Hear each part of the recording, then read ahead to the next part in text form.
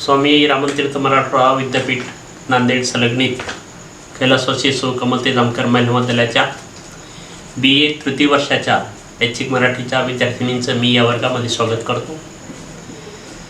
आपल्या सर्वांना ज्ञात आहे की नियोजित अभ्यासक्रमानुसार आपण या ठिकाणी 11व्या पेपरच्या निमित्ताने आणि 6व्या सत्राच्या निमित्ताने विचार करणार आहोत। मध्ययुगीन मराठी वाङ्मयाचा इतिहास हा एक पेपर इथे आपल्याला अभ्यासाला आहे। त्यातला शाहिरी कविता हा एक मुद्दा आपण इथे आज विचारात घेणार आहोत।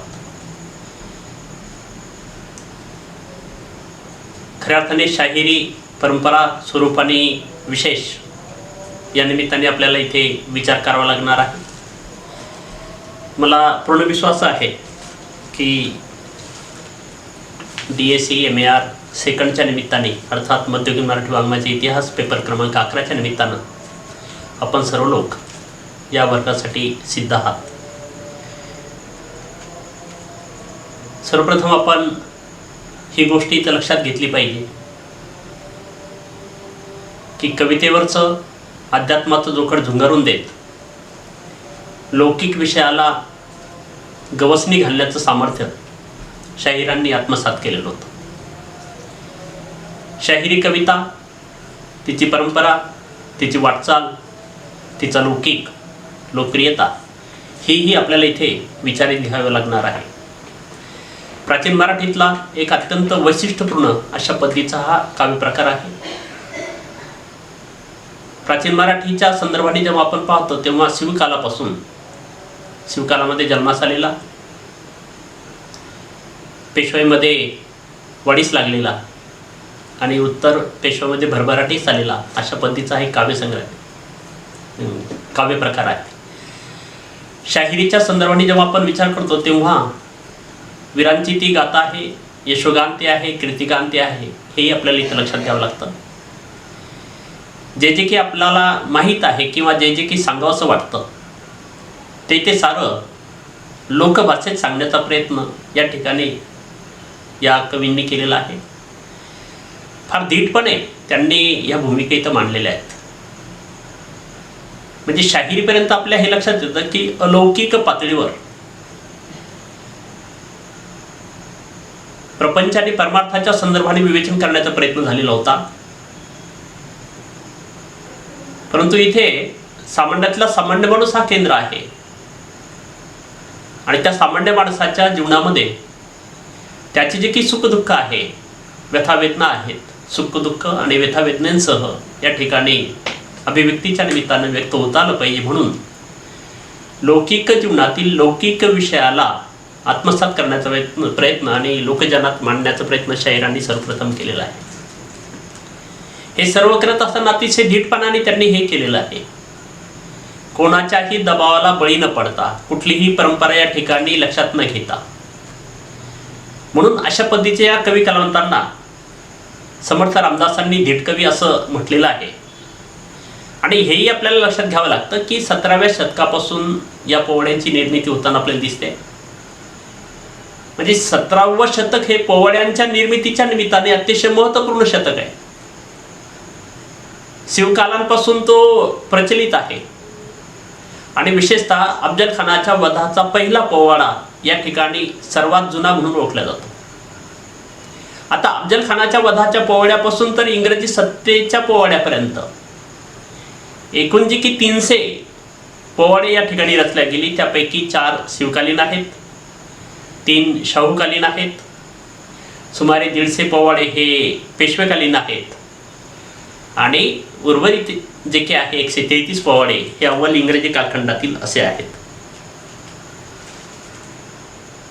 या सगळ्या पोवाड्यांच्या संदर्भाने जेव्हा आपण परंपरा आणि स्वरूप लक्षात घेण्याचा प्रयत्न करतो तेव्हा शाहिरीचे 2 प्रकार पोवाडा आणि लावणी। लावण्यांच्या तुलनेमध्ये पोवाड्यांची संख्या ही फार कमी आहे, पण पोवाड्याची रचना ही मूलभूत वीररसाने परिपूर्ण आहे, कारुण्याने परिपूर्ण आहे आणि म्हणून त्यामध्ये येणारा करुण रस असेल, वीररस असेल, हा या ठिकाणी या प्रेक्षकांना, श्रोत्यांना आपल्याकडे आकर्षित करायला लागतो। आणि म्हणून पोवाड्यांची रचना पाहत असताना ती दीर्घ स्वरूपाची आहे, कथनपर आहे, निवेदनपर आहे, व्यक्ती स्तुतीपर तर आहेच आहे, पण त्याचबरोबर प्रसंग वर्णन करण्याच्या संदर्भातलं फार मोठं वेगळं सामर्थ्य पोवाड्यांनी या ठिकाणी या निमित्ताने निर्माण केलेलं आहे. अतिशय खड्या बोलामध्ये, खड्या आवाजात डबतुंतण्याच्या तालावर फार प्रभावीपणे आपल्या यशोगाथेचं वर्णन करण्याचा प्रयत्न व्यक्तिवर्णनाच्या निमित्तानं असेल, प्रसंग वर्णनाच्या निमित्तानं असेल, शाहिरांनी इथे केलेलं आहे. पौरुषांची आहे, पुरुषार्थांची आहे, जी की थोरवी पोवाड्यातून गायलेली आहे ती इथे आपल्याला लक्षात घ्यावी लागते. आणि खऱ्या अर्थाने इतर काव्यांपेक्षा एक वेगळं चैतन्य निर्माण करणारा आविष्कार म्हणून पोवाड्याकडे पाहिलं जातं.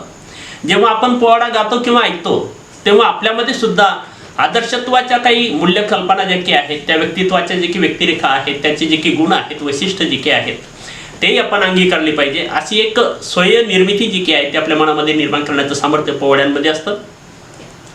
खऱ्या अर्थाने ते यशोगान असतं, कीर्तिगान असतं, पुरुषार्थाचं ते एक गुणगान करण्याच्या संदर्भातलं सामर्थ्य असणारी काव्य परंपरा आहे. सुरुवातीच्या काळामध्ये आपल्याला हे लक्षात येतं की पोवाड्यांची निर्मिती ही केवळ अर्थप्राप्तीच्या निमित्ताने झालेली आहे. लोकाश्रय आहे, राजाश्रय पण आहे, सत्ताधीशांच्या दरबारी राहत त्यांचं गुणगान करत राहणं, त्यांचे जे काही आदर्श आहेत ते लोकांपर्यंत पोहोचणं, त्याच्या राज्यकारभाराविषयी ते चर्चा करणं, अतिशय सुखी समाधानाचं हे राज्य कसं आहे, हा राजा इतरांपेक्षा आदर्श कसा आहे, हे सांगण्याचा प्रयत्न सुद्धा पोवाड्यातून झालेला आपल्याला दिसून येतो.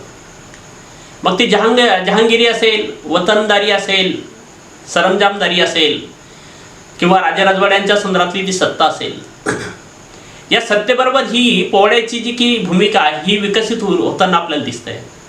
म्हणजे या कलावंतांना राजश्रयाच्या संदर्भाने सत्ताधीशांनी फार प्रभावी अशा पद्धतीचं सामर्थ्य प्रदान केलेलं आहे.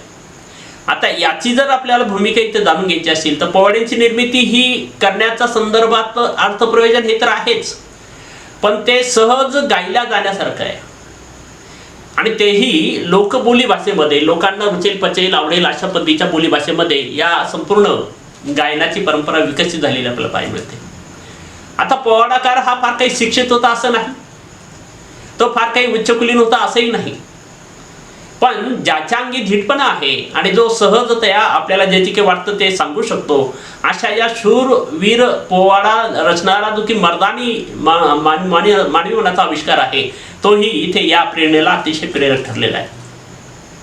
आणि म्हणून तुळशीदास असं म्हणतो की शूर मर्दाचा पोवाडा शूर मर्दानो ऐकावा. म्हणजे शूर मर्दानी रचलेला तो आहे, शूर मर्दांसाठीचाच तो आहे. म्हणजे काव्याच्या प्रेरणेच्या निमित्तानं शाहिरीच्या माध्यमातून जनमानसामध्ये शौर्याची भावना व्यक्त होणं, एक रोमांचकारी आविष्कार जो की आहे तो वीररसाच्या निमित्ताने निर्माण करण्याचं सामर्थ्य हे शाहिरांमध्ये असल्याचं तुळशीदास या ठिकाणी सांगायला. आता हे सगळं करत असताना पोटप्रपंचाच्या भूमिकेतून द्रव्यप्राप्ती हा त्याचा उद्देश आहे. त्याही पुढे जाऊन आगिंदासांनी तर असं म्हटलेलं आहे की या पोवाड्याच्या निमित्ताने छत्रपती शिवाजी महाराजांनी शेरभर सोन्याचा तोडा आपल्या मनगटामध्ये घातला. म्हणजे एवढे दिलदार राजे, कलावंतांची कदर करणारे, कलाप्रेमी आणि त्या ठिकाणी त्या निमित्ताने मग मराठी साम्राज्याविषयी, छत्रपती शिवरायांच्या स्वराज्याविषयी गुणगान करणारा आगिंदा जो की आहे तो आपल्या राजाविषयीचं एक वेगळं दानशूरपण जे की आहे ते व्यक्त करतो. म्हणजे दानशूर मर्द हा या पोवाड्याच्या निर्मितीच्या संदर्भातला प्रभावी अशा पद्धतीचा आविष्कार आहे, ते त्याचं स्फूर्तिस्थान आहे. त्याही पुढे जाऊन आपल्याला ही गोष्ट आणखी लक्षात घेतली पाहिजे की पोवाड्याची रचना ही गोंधळाच्या परंपरेसारखी आहे. सुरुवातीला देवदेवतांना आवाहन करणं, नमन करणं आणि मग त्यांचं आवाहन नमन झाल्यानंतर या ठिकाणी मुख्य कथेला हात घालणं. पण गोंधळामध्ये खऱ्या अर्थाने आध्यात्मिक कथेचं, पौराणिक कथेचा संदर्भ दिला जायचा. शाहिरीमध्ये इथे लौकिक कथेला प्राधान्य दिलं गेलं. मानवी मनाच्या भावनांचं यथार्थ अशा पद्धतीचं दर्शन घडवण्याचं कार्य शाहिरांनी आपल्या काव्यातून केलेलं आहे. कथनपर ही रचना आहे, गोंधळाच्या परंपरेतली आहे. म्हणजे एकीकडे मुख्य गायक आहे, त्याचे इतर साथीदार आहेत आणि तेही आपल्या परंपरेनुसार ऐतिहासिक आणि वीररसाच्या निमित्तानं फार प्रभावी अशा पद्धतीचं जे की वर्णन आहे ते करताना आपल्याला दिसतात. ह्या जे की व्यक्तिकथा आहेत या वीररस प्रधान आहेत. खऱ्या अर्थाने त्या प्रसंगाच्या निमित्ताने त्या निर्माण झालेल्या आहेत. कथा खुलून सांगण्याची खूबी विनोदी शैलीमध्ये आहे. कल्पित भाकड अशा पद्धतीचा कथांचा फार मोठा बडेदावी त्या ठिकाणी आहे. खऱ्या अर्थाने कल्पित कथा असेल, भाकड कथा असेल, विनोदी पण असेल, याच्या उधळणीतून खऱ्या अर्थाने अतिशय खुमारदार अशा पद्धतीचं निवेदन शाहिरीच्या निमित्ताने होताना आपल्याला दिसत आहे. आपल्याला ही गोष्ट इथं लक्षात घ्यावी लागणार आहे की व्यक्तिपूजेला इथे अनन्य साधारण अशा पद्धतीचं महत्व आहे. आणि म्हणून व्यक्तिपूजा असेल, अतिरंजितपणा असेल, यासारखे काही दोषही शाहिरीमध्ये आपल्याला पाहायला मिळतात. म्हणजे शाहिरीचे गुण लक्षात घेत असताना शाहिरीतल्या ह्या काही दोषांकडे सुद्धा आपल्याला डोळेझाक करता येणार नाही. आणि म्हणून इथे राधाश्रीत असणारे जे की कवी कलावंत होते, शाहीर होते, त्यांनी कलेच्या माध्यमातून लोकजीवनामध्ये आपल्या राजाविषयीचे जे काही दोष आहे ते प्रभावीपणे मांडण्याचा प्रयत्न केलेला कधीच दिसून येत नाही. म्हणजे आपला राजा आणि आपलं राज्य हे कसं आदर्श आहे, इतरांपेक्षा ते कसं वेगळं आहे किंवा श्रेष्ठ आहे हे सांगण्याचा प्रयत्न इथं झालेला पाहायला मिळतो. विषयाचे वस्तुनिष्ठ वर्णन जे की आहे ते या ठिकाणी केलेलं आपल्याला दिसून येतं. मराठी मनाला शाहिरांनी आकर्षित केलेलं आहे हे पण आपल्याला इथं लक्षात घ्यावं लागतं. म्हणजे शाहिरीचं वेगळेपण जर आपल्याला लक्षात घ्यायचं असेल तर खऱ्या अर्थाने मनोरंजनाबरोबरच प्रबोधनाची फार मोठी कार्य करण्याची पद्धती जी की आहे, सामूहिक पातळीवर फार प्रभावीपणे राबवण्याचं कार्य अतिशय चटकदार निवेदनाच्या निमित्तानं, कल्पकतेच्या निमित्तानं, विनोदाच्या शैलीने, सहजतेच्या पातळीवर लोकजीवनामध्ये जे की घटनाप्रसंग घडत आहेत, दृष्टांत जे की आहेत, या घटनांच्या निमित्ताने असेल, व्यक्तिरेखेच्या निमित्ताने असेल, त्याच्या कार्यकर्तृत्वाच्या निमित्ताने असेल, प्रसंगाच्या निमित्ताने असेल, ते संवादी अशा पद्धतीचं नाट्य या ठिकाणी निर्माण करण्याचं कार्य शाहिरांनी केलेलं आहे. आणि म्हणून लोकमनामध्ये शांतीची आणि लोकमनात शांतीची, क्रांतीची, मानवतेची, पुरुषार्थाची रुजवात करण्याचं कामही या काव्य परंपरेने केलेलं आहे. लौकिक जीवनातील जे की शब्द आहेत त्याचं उपयोजन जे काही आहे ते कल्पनेच्या साह्यानं फार प्रभावीपणे मांडण्याचा प्रयत्न इथं शाहिरांनी केलेला आहे. म्हणजे खऱ्या अर्थाने लोकभावनेला उठावदारपण देण्याचं कार्य इथे शाहिराच्या या शाहिरी परंपरेतून विकसित झालेलं आपल्याला दिसतं. आणि खऱ्या अर्थाने जनसमुदायासाठी या काव्याची निर्मिती झालेली आहे. जनसमुदायाची ती रचना आहे, जनसमुदायासाठीची ती रचना आहे. आणि म्हणून मराठी लोकमनामध्ये वीर आणि करुण रसाची निर्मिती करण्याचं जो काही सामर्थ्य, परंपरा जी की आहे, प्रेरणा जी की आहे, ती शाहिरीचीच आहे हे आपल्याला इथं मान्य करावं लागतं. आणि हे सगळं करत असताना सहजतया त्यांना साधलेलं आहे. म्हणून कुठल्या पद्धतीचा आविर्भाव या ठिकाणी मनात न येऊ देता त्यांनी पोवाडा हा गाण्यासाठी आहे आणि तो पाहण्यासाठी सुद्धा आहे अशा पद्धतीचं लोकसंवादीपण, लोकनाट्याच्या भूमिकेतून इथे मांडण्याचा प्रयत्न शाहिरांनी केलेला दिसून येतो. आता ही गोष्ट आपण लक्षात घेतली पाहिजे की पोवाड्यामध्ये एक मुख्य पात्र असतं, त्याची इतर काही साथीदार असतात, डब, तुंतुन आणि इतर काही वाद्य संगीतही त्या ठिकाणी त्याला साथ देत असतात. शाहिरांचा एक विशिष्ट पेहराव पण असतो, सादरीकरणाची त्याची एक रीतीभाती असते आणि तो आपल्या सवंगड्यांच्या साथीनं मुख्य विषयाला पुढे नेण्याचं कार्य हा जो की सेनानी आहे, शाहिरी परंपरेतला मुख्य शाहीर जो की आहे तो करत असतो. गद्यपद्य मिश्रित अशा पद्धतीच्या बोलीभाषेमध्ये तो या संपूर्ण थोरवीचं गुणगान करत असतो. म्हणून आपल्याला हे लक्षात घ्यावं लागतं की शाहिरी ही लोकजीवनामध्ये लौकिकत्वाचा जो की आविष्कार आहे तो प्रभावीपणे रुजावा यासाठी, अलौकिक, भाकड, कल्पित जे की आहे त्याला टाळण्यासाठी, अतिरंजितपण जे की ते बाजूला ठेवण्यासाठी म्हणून शाहिरांनी जाणीवपूर्वक शाहिरींची निर्मिती केलेली आपल्याला दिसून येते. आपल्या आश्रयदात्याने जे की सांगितलेलं आहे त्यांच्या सांगण्यावरून पोवाड्याची रचना करणं, जनमानसामध्ये तशा पद्धतीचं ते पोवाडा जो की तो प्रभावीपणे मांडण्याचा प्रयत्न करणं, हा इथे फार प्रभावी आविष्कार आपल्याला दिसून येतो. यावरून आपल्याला असं म्हणता येईल की शाहिरी ही परप्रेरित अशा पद्धतीची एक काव्य परंपरा आहे. म्हणजे राजा राजवाड्यांनी सांगावं, राजाश्रयाला जिथे कुठं आपण आश्रयदाते जे की आपले आहेत त्यांच्या परंपरेच्या निमित्तानं इथे आपण तत्कालीन लोक सामूहिक जीवनातील जे की सुखदुःख आहेत, राजा राजवाड्यांच्या संदर्भातली जी की समाधानाची, आनंदाची भूमिका जी की आहे, राजा राजवाड्यांचं जे की कर्तृत्व आहे ते अतिशय प्रभावीपणे मांडण्याचं काम या ठिकाणी या परंपरेने केलेलं आहे. आणि म्हणून मराठी मनाचं फार मोठं आकर्षण, मानबिंदू ज्याला म्हणता येईल, केंद्र ज्याला म्हणता येईल संस्काराच्या संदर्भाने, आणि लौकिक जीवनातील लौकिक संस्कृतीच्या निमित्तानं फार प्रभावी अशा पद्धतीचं प्राधान्याने काम करणारं कवित्व जे की आहे ते म्हणजे शाहिरी. एकीकडे लौकिक जीवनाला प्राधान्य त्याने दिलेलं आहे, स्फुट त्याचं स्वरूप आहे. आणि मराठी सत्तेच्या प्रारंभापासून तर पानिपतच्या तिसऱ्या लढाईच्या अखेरीपर्यंत लोकजीवनाचा अविभाज्य बनत राहिलेली ही शाहिरी जी की आहे ही जनमानसात तशा पद्धतीचं लौकिक पातळीवर का होईना पण नैतिकतेची रुजवण करत राहिलेली आपल्याला दिसून येतं. आता नैतिकता म्हणजे कोणती आहे की आपण आपल्या राष्ट्राशी, आपल्या राज्याशी, आपल्या समाजाशी, आपल्या व्यवस्थेशी एकरूप असलं पाहिजे. खऱ्या अर्थाने आपल्याला या ठिकाणी वीर जे की पण आहे ते वीरत्व जे की आपल्यातलं ते सार्थकी लावता आलं पाहिजे. म्हणून पुरुषार्थाची निर्मिती करणं हे काव्याचं या ठिकाणी प्रमुख लक्षण आपल्याला सांगता येतं. आणि मला असं वाटतं की या शाहिरांनी ही सगळी परंपरा सहज आत्मसात केलेली आहे, विकसित केलेली आहे, लोकजीवनात पेरण्याचा आणि प्रवाही करण्याचा प्रयत्न अतिशय यशस्वीपणाने केलेला आहे. म्हणून असं म्हणता येईल की शाहीर हा महाराष्ट्राचा खऱ्या अर्थाने प्राण होय.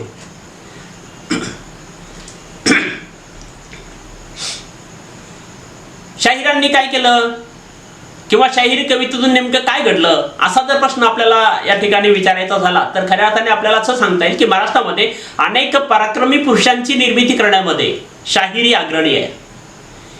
पानिपतच्या तिसऱ्या लढाईपर्यंत महाराष्ट्रामध्ये असे अनेक वीर इथं निर्माण झालेले आहेत, आदर्श पुरुष ज्याला म्हणता येईल ते इथं निर्माण झालेले आहेत. पानिपतची तिसरी लढाई झाली, पेशवाईचा अस्त झाला आणि खऱ्या अर्थाने पेशवाईचा हा जो की काळ होता हा अतिशय विलासी सुख उपभोगाच्या निमित्ताने फार प्रभावी अशा पद्धतीचा राहिला. या काळातही शाहिरांना लोकाश्रय आणि राजाश्रय लाभलेला होता. पण या काळात हे काव्य खऱ्या अर्थाने बहराला आलं. त्याच्या मागची भूमिका जी की आहे ती चंगळवादाची आहे हे आपल्याला इथे नाकारता येत नाही. अव्वल इंग्रजी कालखंडामध्ये मराठीच्या बदनामीचा आणि अवनतीचा तो कालखंड आहे आणि हा काळ खऱ्या अर्थाने सुख उपभोगनाच्या निमित्ताने आहे. मराठी सत्तेबरोबरच जन्मास आलेला, मराठी सत्तेबरोबरच वाढीस लागलेला आणि मराठी सत्तेबरोबरच लयास गेलेला अशा पद्धतीचा हा एक काव्य प्रकार आपल्याला इथे लक्षात घ्यावा लागतो. म्हणजे जोपर्यंत सत्ता आहे तोपर्यंतच काव्याला अस्तित्व आहे. म्हणजे खऱ्या अर्थाने तो राजाश्रयी होता, राजाश्रय संपला, शाहिरी संपली.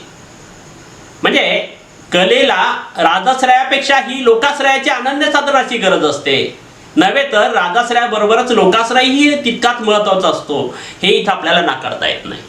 शाहिरीला राजाश्रय मिळाला, लोकाश्रय पण मिळाला, पण खऱ्या अर्थाने राजाश्रयाच्या निमित्ताने, सत्ता लोलुपतेच्या निमित्ताने, महत्वाकांक्षेच्या निमित्ताने, आशा आकांक्षेच्या निमित्ताने फार प्रभावी अशा पद्धतीचं जे की परिवर्तन व्हायला पाहिजे होतं आणि आजच्या लोकजीवनामध्ये जे की प्रभावी अशा पद्धतीचं त्याचं अस्तित्व असायला पाहिजे होतं ते इथं झालेलं आपल्याला दिसून येत नाही.